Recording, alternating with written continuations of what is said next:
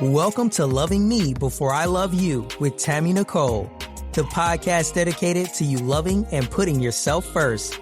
Others have come first in your life for years, and you know it's time for that to change. You're about to be empowered to set healthy boundaries, confidently have hard conversations, unapologetically put yourself first, and live the peaceful life you deserve. Remember, self-love is essential, and loving yourself sets the stage for every other love in your life. So get ready to embrace self-love like never before with your host, Coach Tammy Nicole.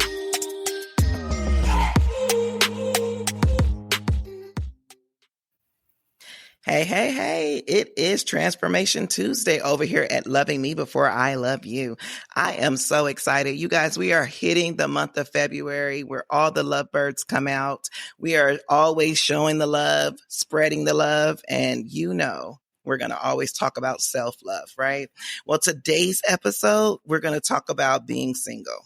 Right? Single and thriving, not just single. We have to thrive. And we want you to embrace your solo journey.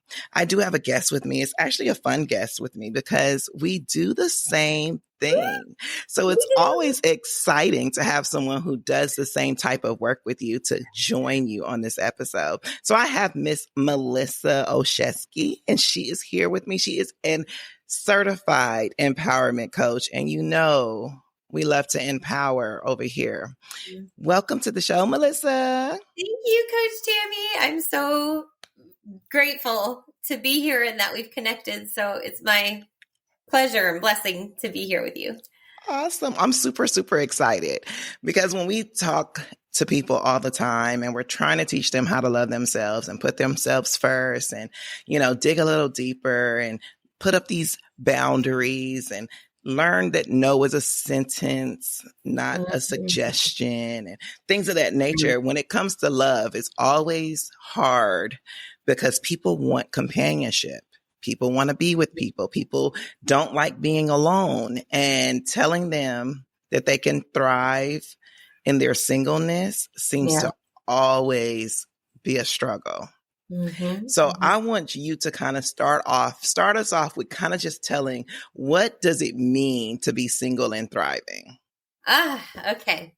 Let's see. So to me, being single and thriving means, number one, you need to really trust yourself. I think it's the foundation of self-love is trust. And if we find ourselves single, oftentimes there was something behind that. Sometimes we choose to be single. I know through different phases of life, we choose to be married, we choose to be in a relationship, we choose to be single, either before or after relationships.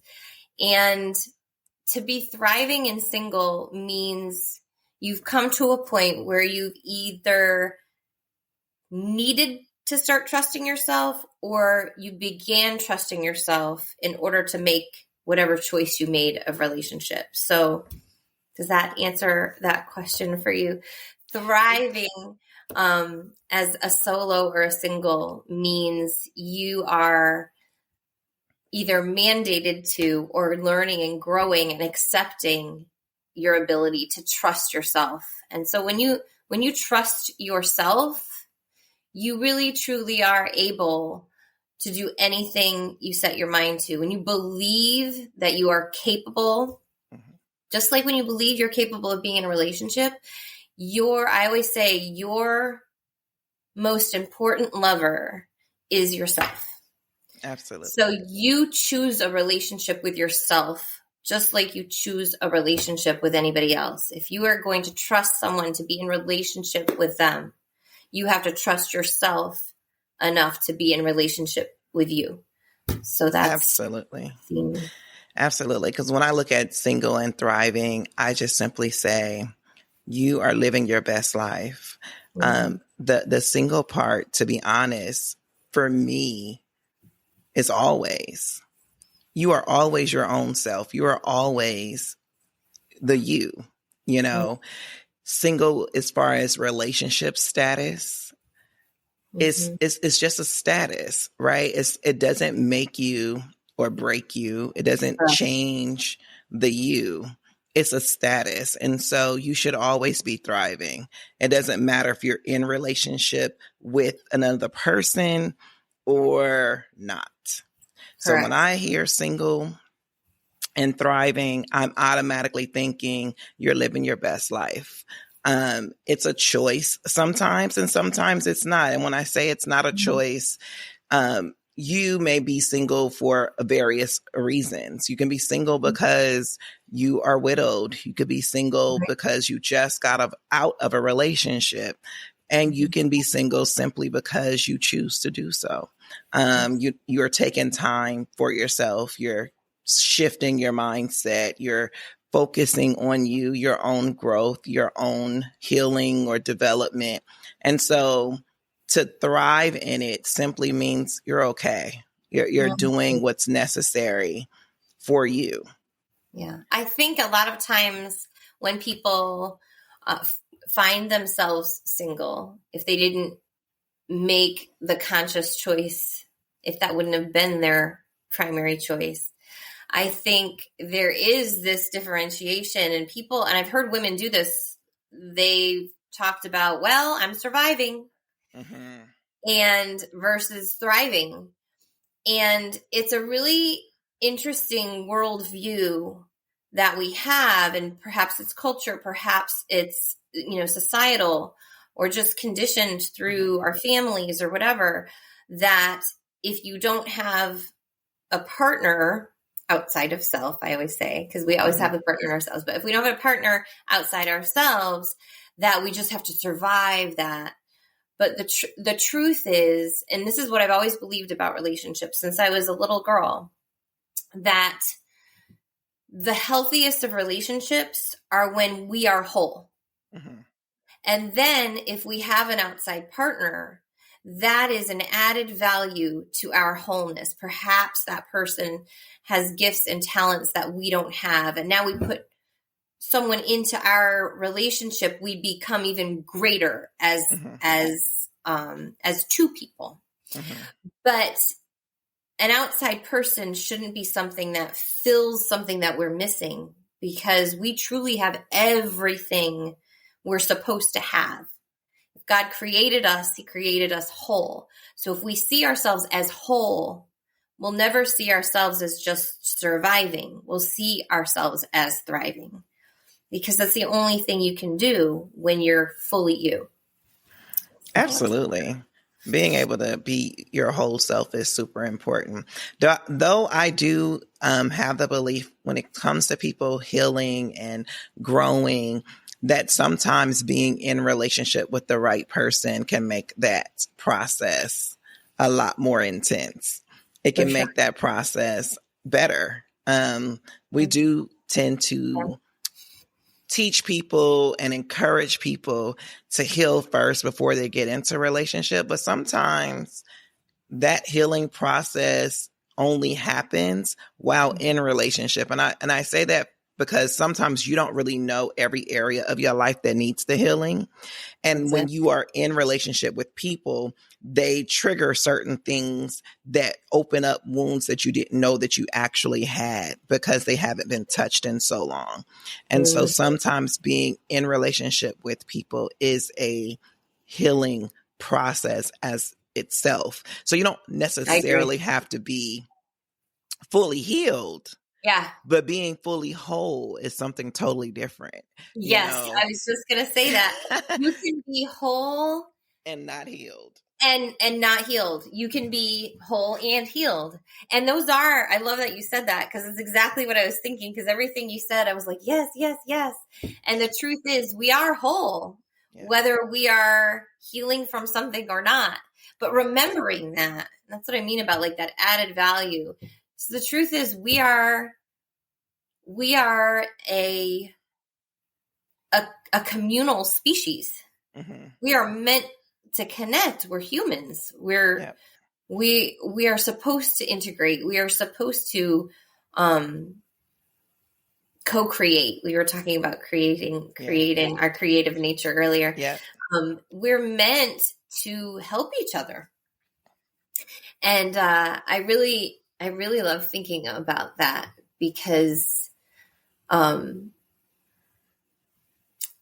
we see ourselves from our own perspective. Absolutely. But when other people come into our lives, that's a new vantage point. And they see us from a different perspective. And if we've got good, healthy relationships and good communication within those relationships, other people I don't care if it's a friend or a love relationship or a romantic relationship, those people can help us see ourselves from a different standpoint, and we can learn and grow in that way. Absolutely. Because relationships that we're in typically are reflections of ourselves, right? When you're in the right relationship, they are the mirror. Yeah. So when you a lot of times are upset at a person, not just behavioralistically, but upset at them from an internal emotion trigger, most of the time you're upset with yourself. It's something that you see in them that you don't like, but what you see in them is really in you. And so but instead of like actually digging deep to figure that thing out, most of us run away. Right. Or we blame the other. Yeah. Or we say they have an issue. I don't like that about them, because it's easier to point the finger at somebody else than to look inward. Absolutely. Absolutely. I remember being a kid, and when you would be telling on someone and you would be pointing your finger, my mom used to say that one finger that you're pointing at them, you have 4 fingers pointing back at you. So who has the real problem? You know, it's not just them, but it's just the easiest thing to do because we don't like to sit and reflect and actually do what we call internal work, becoming more self-aware and being able to be accountable for who we are and what we're doing and how we show up.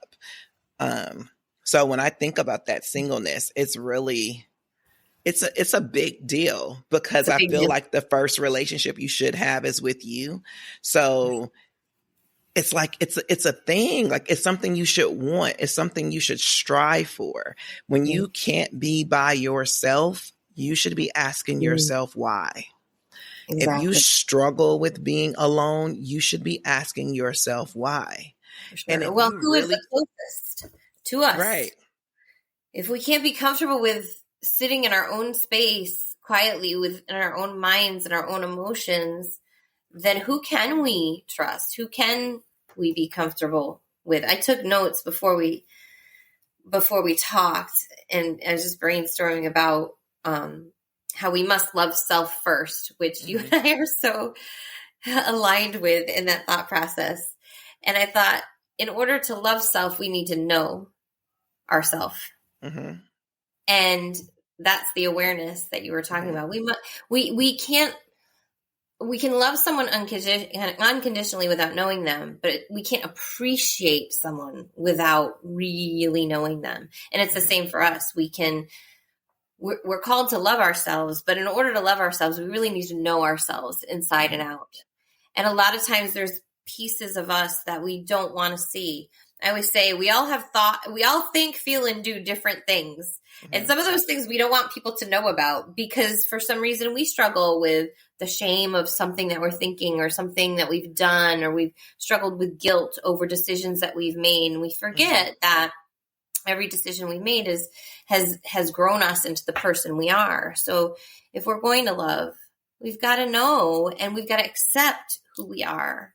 And then once we know, and then once we accept, then we can appreciate. And once we appreciate ourselves, then we need to have a sense of humor, because for goodness sake, we all think, feel, and do things that like we would not want our mamas to know we were thinking about. There's that. Right. We got to have a sense of humor about who we are. We're funny people. We're quirky. Yeah. And you got to be grateful. Right. I think a lot of times we leave the gratitude out, but you have to be grateful for everything, the good, the amazing, the bad, the horrific, because as you mentioned, all of the things that you've experienced, all of the things that you have encountered, all of the things that you have thought about, done, all created you to be who you are in this very moment. So 100%. without those things, you wouldn't be where you are. So you have to learn to be grateful for the lessons as Totally. well as the blessings, as well as the triumphs, because they created you. They made you into this space where you can now have informed consent to do things differently. You don't have to always be on the same trajectory. Like, it's every day you're giving another set of 24 hours every day. Mm-hmm. And as a creative being, you have the ability and the power to change tomorrow and make it different than today. 100%. So it's all on you to decide. So when you're on a solo, single journey, if you don't like it, change it. Change it. Yeah. But For I sure. think the first thing you change is your mindset about it, right? Like, And this is I find one of the most beautiful things about being on a solo journey is that you have freedom. You have freedom. There's so much responsibility when you're in relationship with others. There's responsibility to yourself as well. But when you are, let's say, a single woman, you have freedom to explore. You have freedom to explore with yourself. What do I really like? What do I really want? Because by nature of being in relationship, we have to consider those. If we want to be in a healthy relationship, we have to consider the needs and desires of someone else. I believe one of the blessings you can find as a single person is that you don't have to worry about that at the moment. In singlehood, in singleness, yeah, you have the freedom to really think about what's most important to you. What are my values, my personal values? What are my ethical standards? Where do I stand morally on certain topics? Like, what do I love? What do I love spending time doing? If money were no object, what would I be spending my time doing? My energy? yeah. Who am I? Who am I really? And we don't have to be distracted with our concern, our nurturing concern for others while we're trying to find ourselves. We don't really Absolutely. have to find I always say my tagline is helping you uncover, discover, and recover the power within. We are already found. We are already us, but we're uncovering a little at a time and discovering who we really are by asking ourselves those questions. And sometimes when there's a lot of people in the mix, we have a lot of relationships and we don't sit, like you said, with ourselves enough, listen to our own hearts and our own instincts. Yep. We lose sight of, what is my belief system and thought process versus my partner's. And so as a embracing your solo self, that is just such an amazing freedom to be able to have, to really get to know ourselves, fall in love with ourselves over and over again. Absolutely. That I'm a strong advocate for dating yourself. The same attitude and attributes that you put towards dating someone else should be put towards you. When you know who you are as far as values, morals, standards, ethics, boundaries, etc., it actually also weeds out the people that you don't need to be with, right? Because you won't tolerate the foolishness that they bring to the table. You'll understand your worth, you understand your value, and you move accordingly.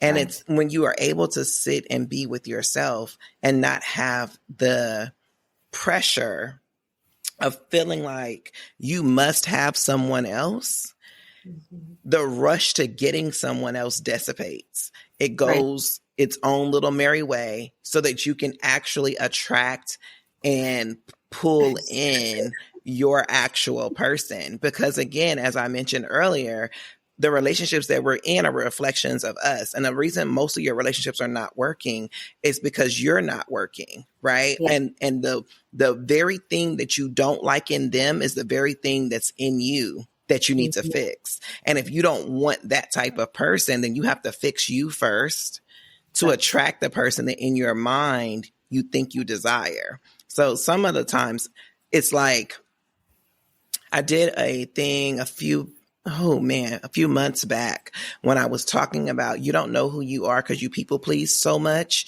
that who you are is what other people designed you to be versus who you really want to be.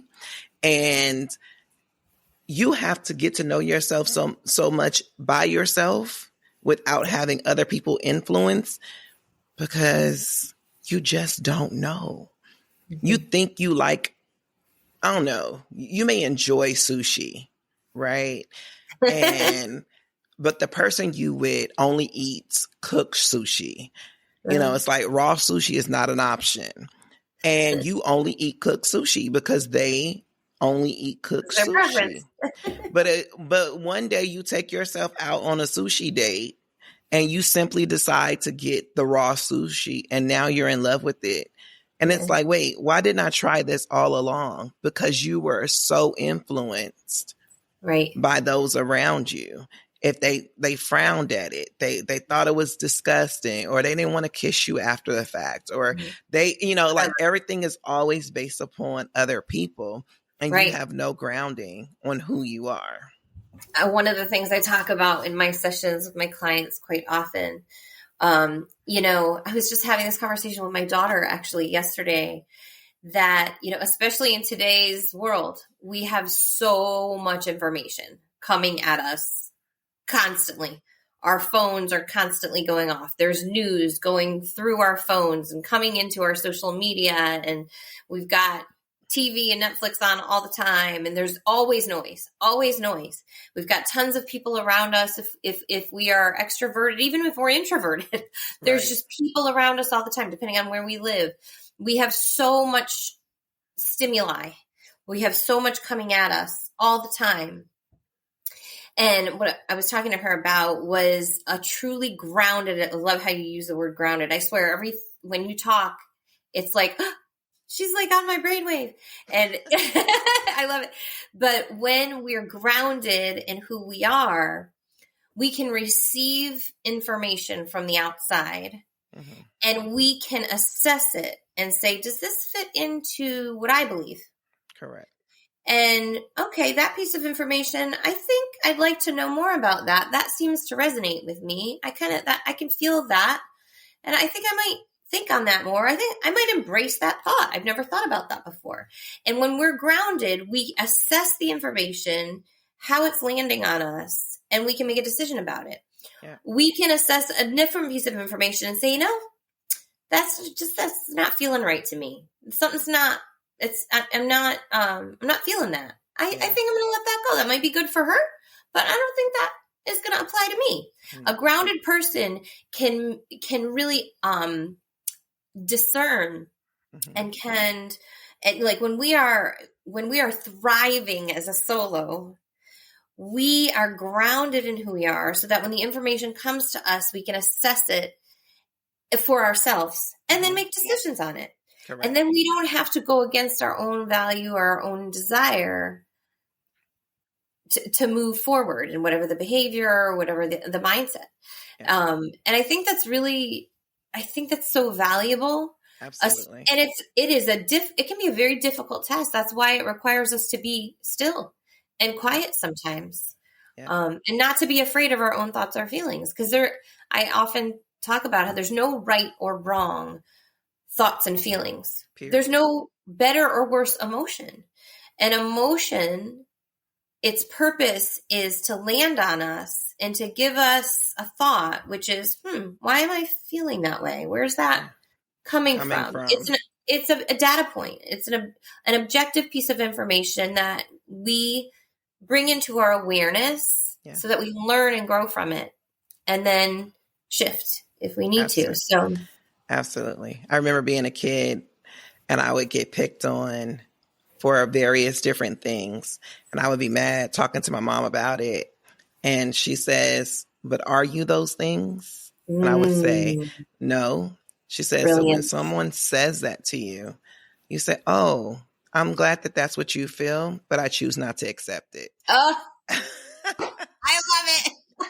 And what a brilliant mama you had. Good parenting. That alone was very important. That's because huge. it made me say, you know what, I am who I want to be. And it doesn't matter. And being able to take account for what I want and understood that people's words was about them and not about me. Like that's about you. That's how you feel about yourself, clearly. Because if I felt that about me, I would be projecting it. I would be saying it. I would be embracing it. And so we have to take into account of who we are for ourselves. And if you don't have a high level of self-esteem, if you don't have that high value within yourself, then it's okay. How do I get it?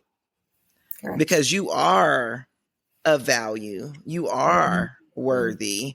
And when other people are telling you and you don't feel it, when you don't resonate with it, it's like someone walking up to you and saying, you're so beautiful. And then the first thought in your mind is, I don't know where they see that at. That is a limited belief. Yes. It's a negative belief system. And I always encourage clients that when you have those types of thoughts, if that's the initial thought, every time someone says something positive to you, then you have to rewrite your own script. 100%. Yeah. And in rewriting your own script, you need to write down the negative things and then write the opposite to the things that you think. And then when those negative thoughts pop up, read the new script. Remember the new script. I don't care if you have to take a picture of it and make it your background screen on your cell phone, but you need a new script. And once you rewrite your script, you can live it. It's like being an actress. You get a script and you become it. Actors that are believable in film are believable because they became the character. That character. And you have to become it. You can't just think about it. You got to believe it and you have to become it. And so in your singleness, it's okay to be single. If you don't desire to be single, by all means, believe that that you're not, and become somebody's person. Like it is creative. Well, like you were saying earlier, there is a law of attraction. We will attract, because we are mirrors, we will attract things to us. So if we want, and we talk about this a lot. I've heard about this a lot, and in dating, we talk about having a checklist, right? A checklist. Well, I want someone with this trait and that trait and this trait and that trait. And one of the things I'll talk to clients about is, do you have all of those traits? Man. Do you have all of them? If you're looking for these 20 traits, are you exemplifying every single one of those traits? And if you are wanting to attract that, and I want whatever, a man with a lot of money. Well, do you have a lot of money? And if not, how are you going to manifest that into your life? Or I want someone who's positive all the time. Some people who are negative want somebody positive in their, who have a negative perspective, might want someone positive to try to help them become more positive. But the truth is, everything comes from within. Our joy comes from within. Our happiness comes from within. Yeah. Even say that about when you said this in my old business, money doesn't bring happiness. It might bring choices. Money might bring choices, but it doesn't bring happiness. No. All the happiness and the joy, those emotions come from within. So if on our checklist, we are wanting someone who's crazy positive, we need to ask ourselves, am I positive all the time? Am I resonating with a positive attitude? Right. And a lot of times what we're looking for it outside of ourselves. But what we first have to do is find it within ourselves. Absolutely. And then we will attract that. It's just like some of the videos you see with little kids, you've seen this, little kids are like just dancing. And then suddenly the adult they're with, they start dancing too. Yeah. The child is not paying attention. Do I look crazy on the side of the road, dancing in front of strangers? The little child is not thinking about that. But what will the adults around that child do? The adults will start dancing because it's the law of attraction. Yeah. So we will attract those traits once we embrace and embody those traits for ourselves. Absolutely. And I think that's part of awareness too, is what is it that I'm wanting that I'm not quite exuding right now? Right. And like you said, how do I get there? Yeah. And, having coaches is always helpful. Having good friends and healthy relationships helps us get there because they can be of great influence to us in that self-awareness journey, like you said earlier. But it is a lot of inside work. Wow, today's episode is a good one. I know you're enjoying it, and we'll get back to it shortly. Just wanted to take a quick break to let you know that Tammy would love for you to share any questions, comments, or topic ideas you have with her. All you have to do is send them to her in an email to podcast@IamTammyNicole.com. Thank you, and without further ado, let's get back into today's show.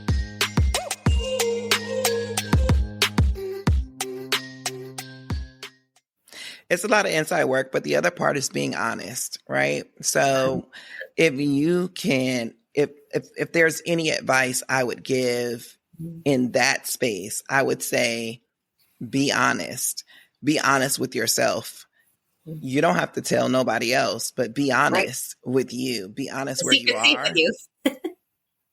Be honest in the space that you are. Be honest with what you really desire, and stop wanting what everybody else have. You have to want what you need for you. Just because someone else's outcome looks amazing, the process to achieve it may not be that glamorous. Right. And so I always tell people, don't want what other people have. Want what you want. Like, I love that. What's going to make you fulfilled. When you get into a relationship, it's not their job to make you happy. 100%. So when people say this, and even just like in relationships, like, oh, he's no longer making me happy. Excuse me? Mm-hmm. That wasn't their job. It's your job to make yourself happy. It's their job to exude it and make it a little bit more the experience of it, not to ignite it or give it to you. And mirror your traits back to you, but what traits are you showing? I love what you just said, because I often will say it's a comparison thing. We are always going to compare our worst to someone else's best. Like you said, it might not be a glamorous journey. Someone's outcome might look really great, but the truth is we will typically compare our worst to someone else's best without understanding what they went through to get there. And I think part of embracing our own solo journey is also embracing what are our gifts? What are our callings? What are our talents? What are the things we're great at? Because we are not each designed to have all the same gifts and talents. We all have different things that we're great at. We are not I am not a great cook. My mother was a great cook. I would love to be a great cook. And she used to say, just cook with love and it'll all come out tasty. And I'm thinking, this is not tasty. It's not my gift. And it's okay. I don't have to dislike myself because I can't cook. There's things I'm great at that others aren't. And it's not a comparison, because I'm 100% me. And when I'm embodying all the wonderful things about me, I don't have to worry about the things that aren't my things.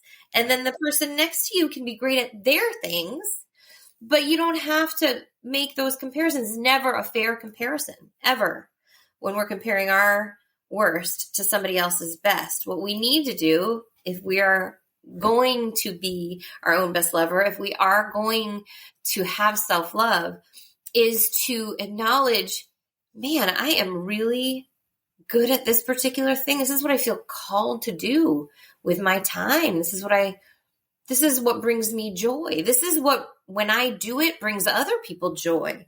And spend our time doing that. Spend our mind thinking about those things. And then everybody has their space. And then you will attract the traits that you have, the gifts and talents. There will be people out there that are attracted to that. And it's just a great way to kind of ground ourselves, is to say, hey, you know, what am I great at? I don't have to be good at the things I'm not called to do, but I can be really good at these things, and I can grow in areas that I want to, if I choose to put effort and energy into those and grow.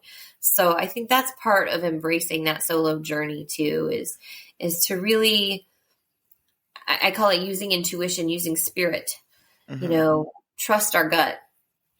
Absolutely. You know, and know that there's a difference in being alone and feeling lonely. Lonely, two different things. Two different things. When you're on a solo journey and you're thriving, thriving in being solo is going to be okay with being by yourself without feeling lonely. Do you know how many people are in relationships where they are not satisfied internally and they're around a bunch of people and they still feel lonely? That's worse. It is. To be lonely with people. Right. Yeah. And I, you know, I've experienced that. I think we all experience that to a point as well. Like, you can be in a room full of people, or you can be in a committed relationship. You can be and still feel alone and still feel lonely. I always say, you know, I'm at least 3 people, me, myself, and I. That part. There's always 3 of me right here. And we're always having a party in our head going on. Like, we're entertaining one another. You know, again, I think having a sense of humor about yourself I have definitely learned that. My mom, who passed when I was younger, I was 27 when my mom passed, but I hear her say it every day to me to this day. Melissa, you got to learn to laugh at yourself, or you'd be crying all the time. Man. And she said that, and I have learned to laugh at myself, like, and all the crazy things that go on in my head sometimes, or the things I think that should never and will never come out of my mouth, you know, or, you know, there are things about us that, like I said, they're quirks, and they're just, and you have to learn to laugh at yourself, because we are perfectly imperfect. Absolutely. All of us. You know, and we were created that way. So it's not our quote fault. And it's not a fault, because God created us in his likeness and image, and we are meant to be who we were designed to be. So, you know, we've got to have a sense of humor about all the ways that we try and fail sometimes. I don't think anything's a failure. I think everything is a growing opportunity. Yeah. It's all a lesson. But, you know, sometimes it takes us a few tries to get to where we want to go. Absolutely. And I think you have to just embrace it all. Like, everybody is different, right? But nobody is perfect. And because no one is perfect and everybody is different, what makes what you're doing wrong or right or bad? You know what I mean? Like, yes, we have laws. Yes, we have rules and all of these things that are supposed to kind of keep us in alignment of some sort. You're still being you. Yeah. Period. And when you embrace all of you, you stop worrying about what other people think of you. You stop worrying about, how is it that I have to show up in order for other people to be accepting? Like, you stop worrying about that, because it no longer matters. Right. It no longer matters. What matters is, are you of sound mind? Do you have love for yourself? Are you doing the things that you were put here to do? Are you like, that's what matters. Yeah. Being your authentic self. I call it being your authentic self. And I love what you said, because when we are our authentic selves, there's no we don't have to apologize for anything. I always say sorry, not sorry. Like, this is who I am, but I'm being my authentic self. And when we are our own, when we are living and embracing ourselves and truly loving ourselves, accepting ourselves, we're being our authentic self, there will be no conflict inside our spirit. Absolutely. There will be no, oh, maybe I shouldn't have done that. Oh man, I wish I had done. There will be none of that, because we will always know and be confident that, you know what, I did the best I could under the circumstance. Yeah. And with the knowledge I had and the experience I've had, I made the best choice I could. If my experiences were different, or 5 years later, I might make a different decision. But I made that decision in my authenticity, and I was just being who I was. So if someone else has an issue with that, like you said, it won't bother you. Yeah. Because I know that I did that because that's what my heart really told me was the right thing to do. In that moment. In that moment. So, I mean, I really do believe that your solo journey, if you find yourself, and truly, you can be in a relationship, but you still deserve to nurture yourself as an individual as well.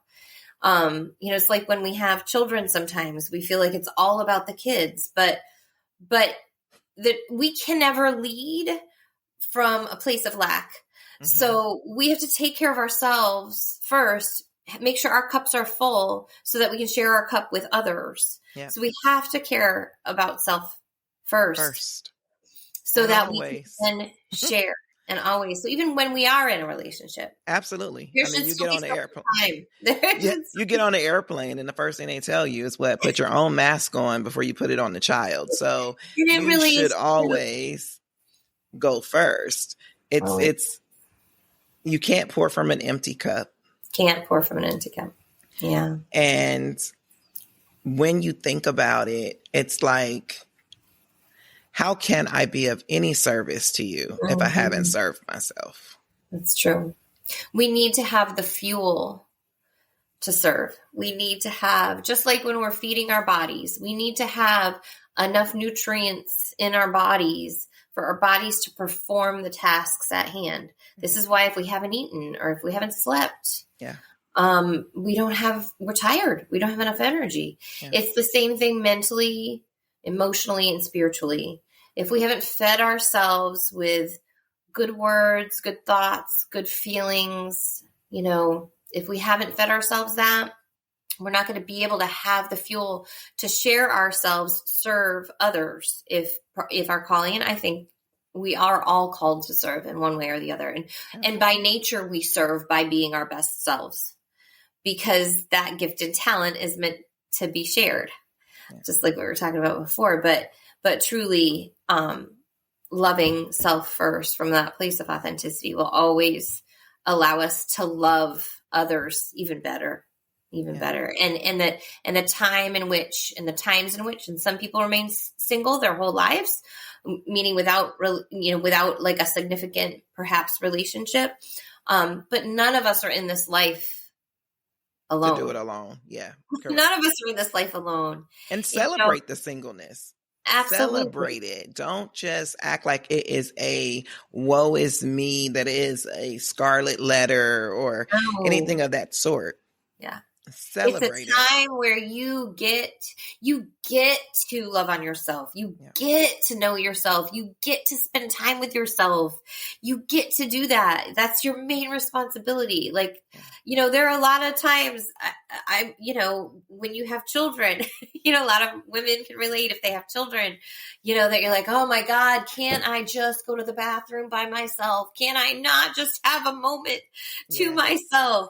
So when we do find ourselves, if we find ourselves solo, single, embrace those moments. If they're a gift, every life circumstance is a gift that we can embrace and grow and utilize to become the best version of ourselves that we can become.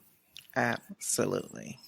So what is one piece of advice you would offer to someone who is actually struggling to embrace their single journey?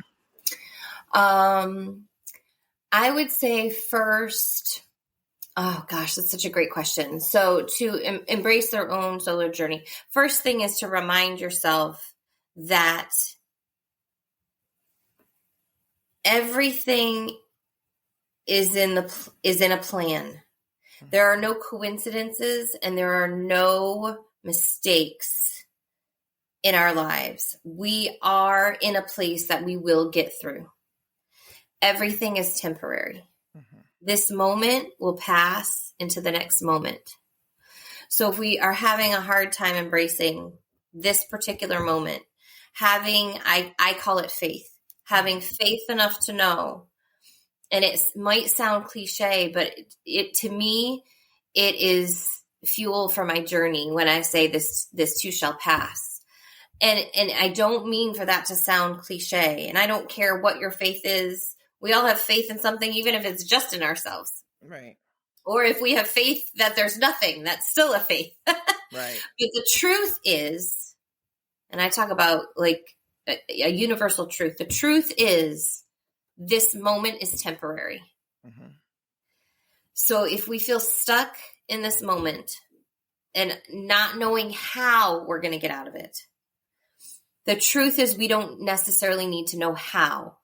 The first step is to know that it will become a new moment.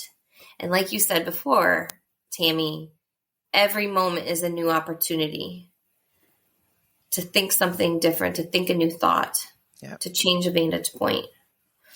And a lot of times, from a practical standpoint, if someone feels stuck in their situation, I'll suggest do something different that you don't always do.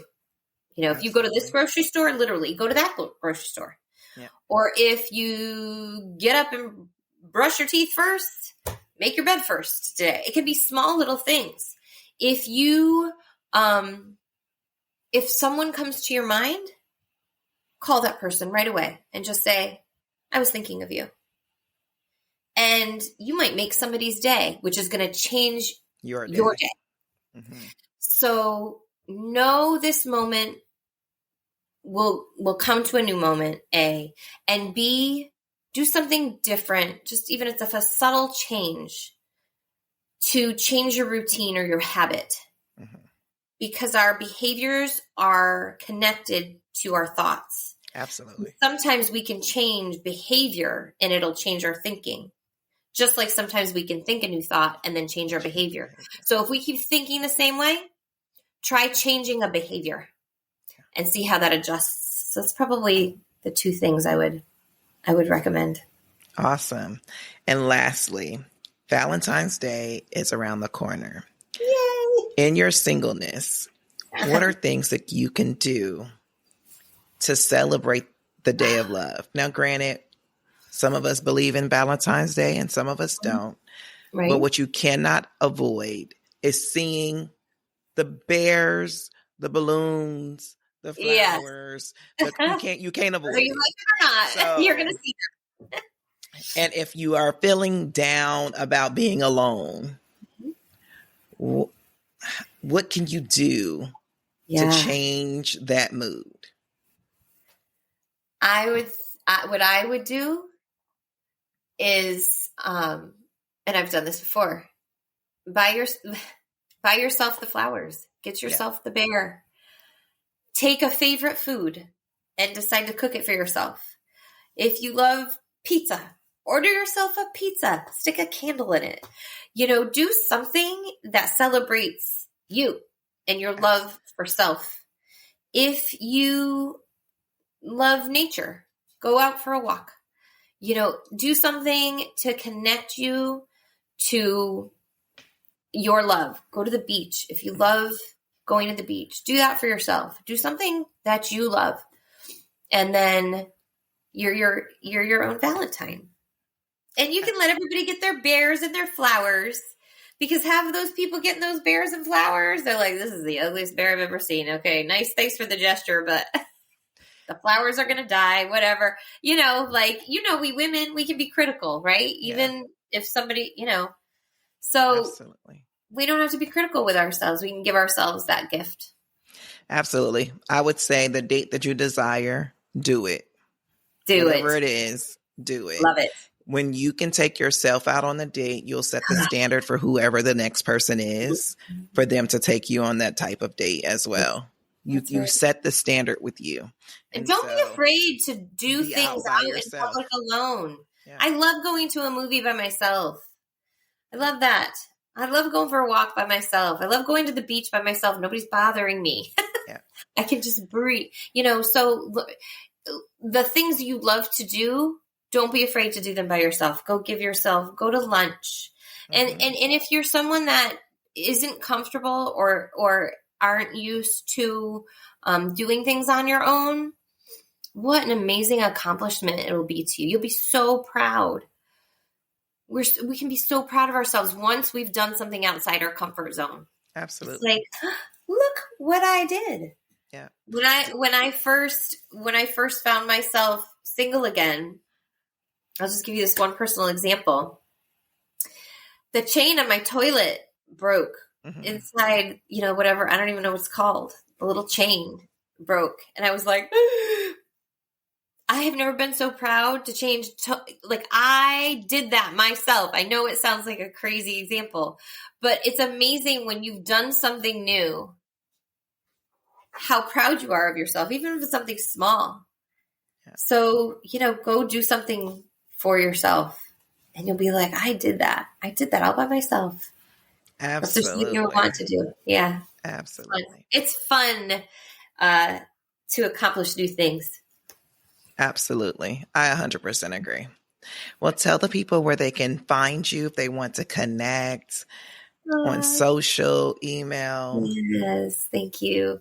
So the name of my company, like Tammy said, I am a certified empowerment coach. The name of my company is All of the Above, LLC. So my website is www.bealloftheabove.com because we truly are all the things that we can become. And with God, all things are possible. And so all of what's above is within us. That's what my company name stands for. So bealloftheabove.com. You can email me at melissa@bealloftheabove.com. My website has a blog on it. It has a little shopping. You can get my book there. You can see what my services are that I provide. And let's see. And then, of course, I'm on Facebook, so you can see All of the Above or Be All of the Above on Facebook. I'm on Instagram, or you can look me up personally with my name, Melissa Olsheski. And awesome. Those are how you can find me. And I would love to hear from anybody. Awesome. Well, I first want to say thank you so much for joining us, Melissa. It has been a pleasure. I enjoyed our conversation.